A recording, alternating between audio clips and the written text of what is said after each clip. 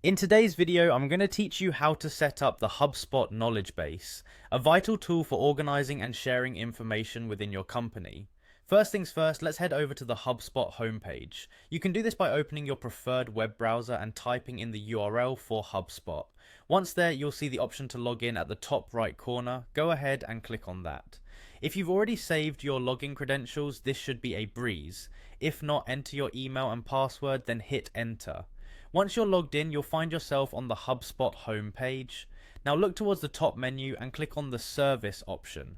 This will direct you to a new page that houses multiple service related features, but what we're interested in today is the knowledge base. So go ahead and click on that. Now that we are in the knowledge base section, you'll notice a prompt to set up your knowledge base.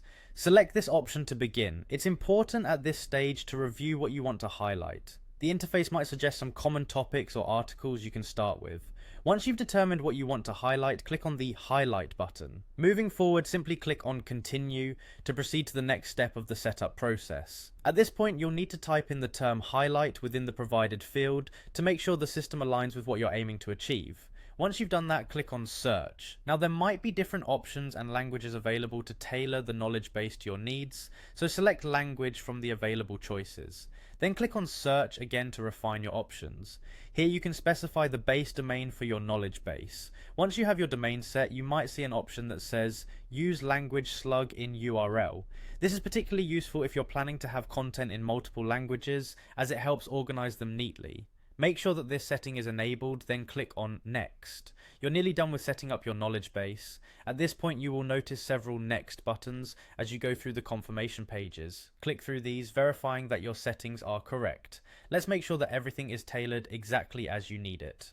Finally, once you've configured and confirmed all settings through the final steps, you'll reach the Done button.